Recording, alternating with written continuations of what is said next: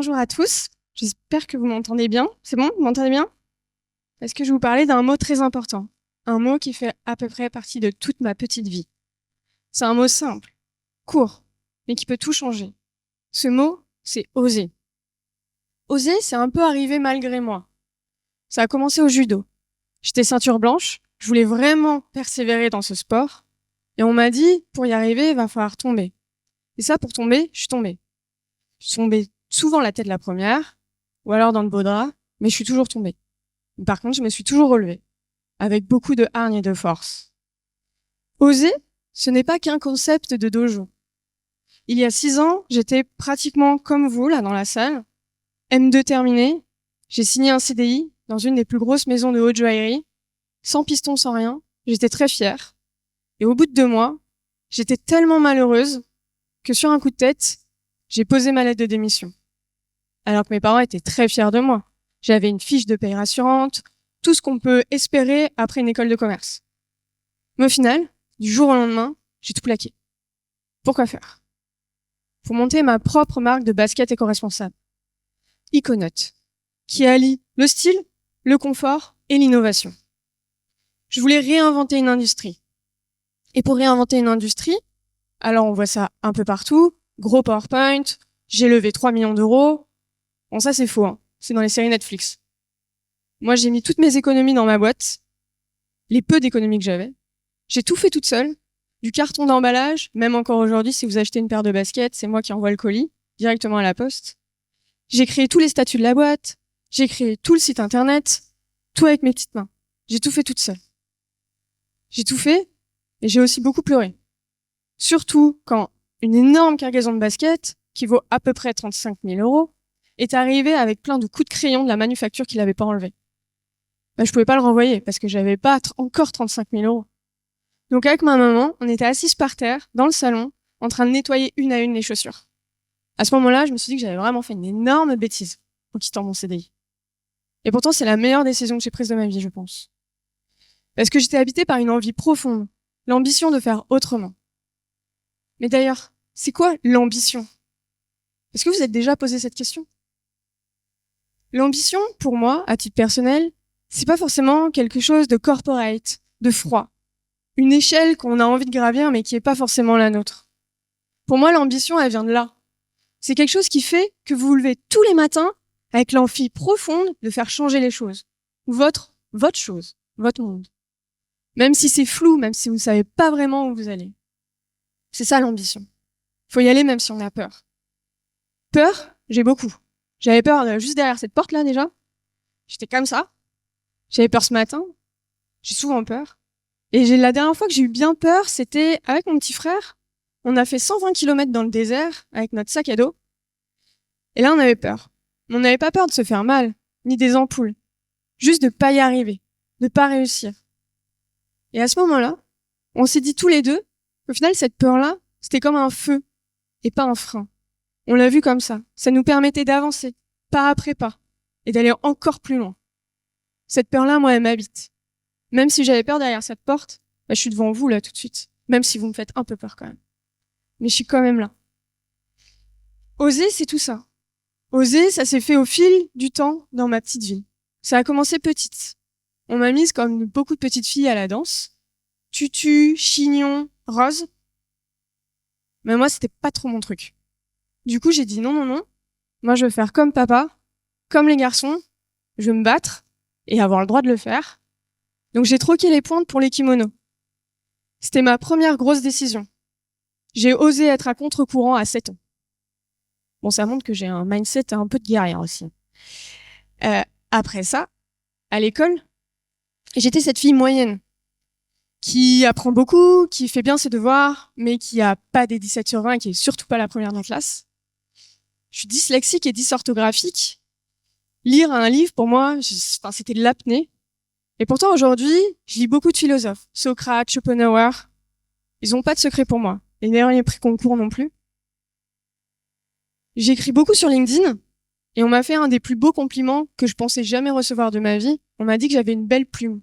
Que j'étais une bonne contrice. Honnêtement, je sais même pas trop l'écrire ce mot. Mais par contre, on me l'a dit.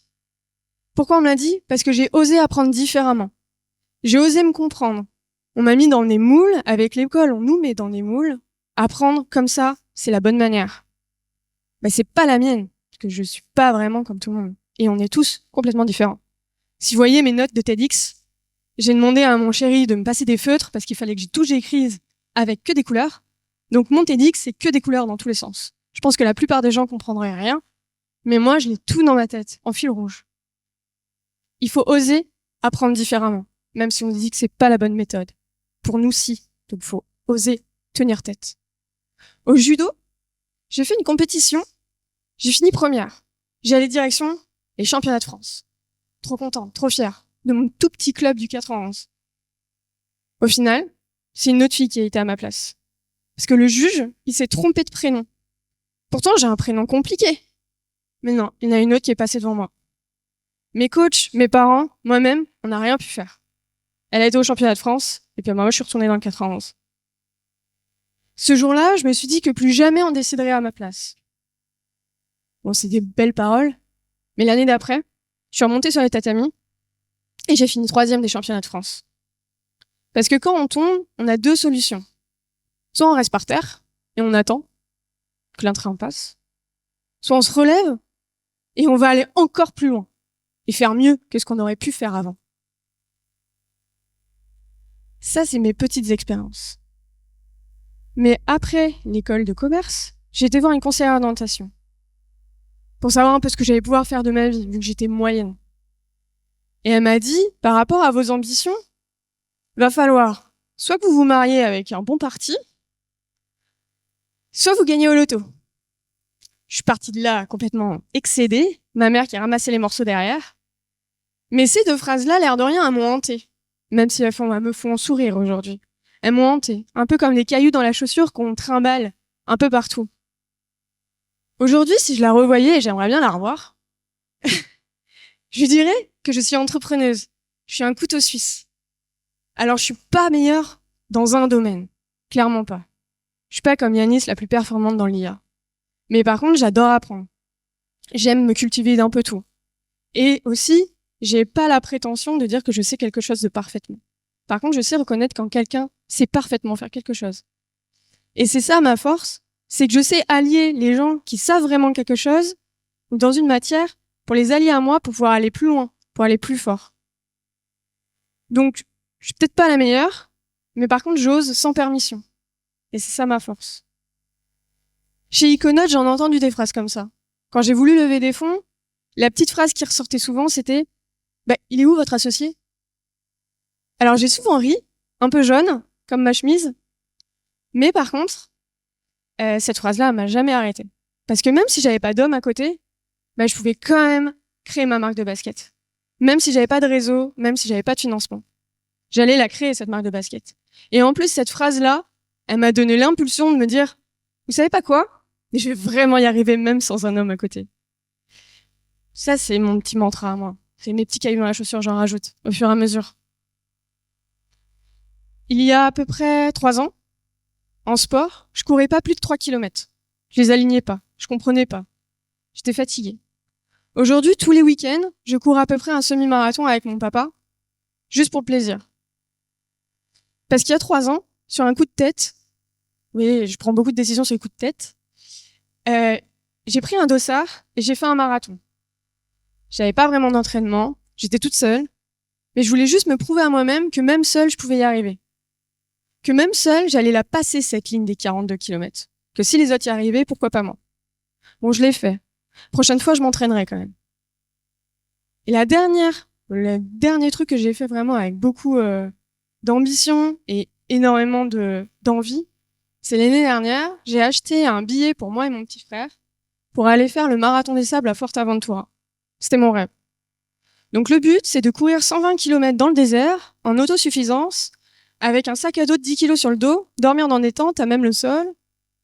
Et on a payé pour faire ça. Mais c'était juste génial.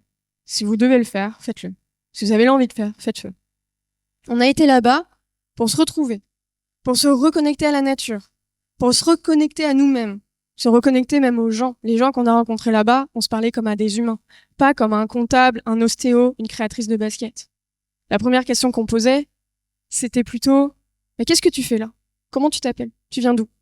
Voilà, c'était les 3 questions. Et pas « Qu'est-ce que tu fais dans la vie ?» Donc au final, on est revenu des humains. On a été chercher tout ça et on a été aussi chercher un peu de notre corps. Et ce corps-là, il a morflé. Il me restait 40 km à faire et les podologues, ils m'ont littéralement scalpé les pieds sur place parce que j'avais des ampoules tellement grosses et infectées qu'il fallait juste enlever la peau. Bref, je vous passe les détails. Mais c'était pas très agréable. Donc j'ai fini les 40 derniers kilomètres sur la pointe des pieds. Donc la danse, elle m'a un peu rattrapée à ce moment-là. J'aurais peut-être dû en faire un peu plus longtemps. Et avec mon frère devant moi qui me disait comme mantra « Allez Sorette, c'est dans la tête ». Il avait raison, c'est dans la tête. On a franchi la ligne. Donc c'était un mélange de douleur, de pleurs, de qu'est-ce qu'on fait là? Et c'est disparu en un claquement de secondes à la ligne d'arrivée, entre joie, sourire, et en disant c'est quand qu'on recommence. Là, je mets de côté pour prendre mon dossard pour l'année prochaine. C'est juste extraordinaire. Comme quoi, le cerveau vous fait penser complètement l'inverse 1 minute après. Et c'est ça, oser. C'est oser pouvoir courir 120 km dans le désert sur la pointe des pieds, tout en ayant presque pas mal. C'est avancer quand même, pour même si comme si derrière l'inconfort, on allait pouvoir trouver encore plus fort. Quelque chose qui nous parle vraiment. Donc oser, c'est pas se rendre invincible. C'est plutôt se rencontrer, se retrouver. Retrouver un peu de nous-mêmes. Et croire qu'on peut vraiment y aller. Bon, si on revenait au sujet du jour, réinventer l'ambition. Pour moi, c'est pas briller plus que les autres. C'est plutôt se retrouver. Vivre vrai. Pouvoir jumeler rêve et réalité. Oser encore et encore, même si c'est compliqué, même si ça fait mal, surtout aux pieds. Faut quand même encore avancer. Toujours dans le mouvement. Moi, je suis persuadée qu'une chose, c'est qu'on peut tout faire, on peut tout changer. Alors pas en un jour, mais pas après pas. Même si on doute, même si on pleure, même si on tombe. Le but, c'est d'avancer tout droit et rester focus. Alors voilà, on passe notre vie à entendre des phrases comme « tu vas pas y arriver »,« tu rêves trop grand »,« c'est pas pour toi ». On finit par y croire. Un peu comme des squatteurs silencieux qui viennent dans notre esprit et qui nous laissent penser toutes ces phrases-là. Je pense que la vérité, c'est que les limites, elles sont même pas du corps. Elles sont même pas de la réalité. Elles sont de là, de nous-mêmes, dans notre mental.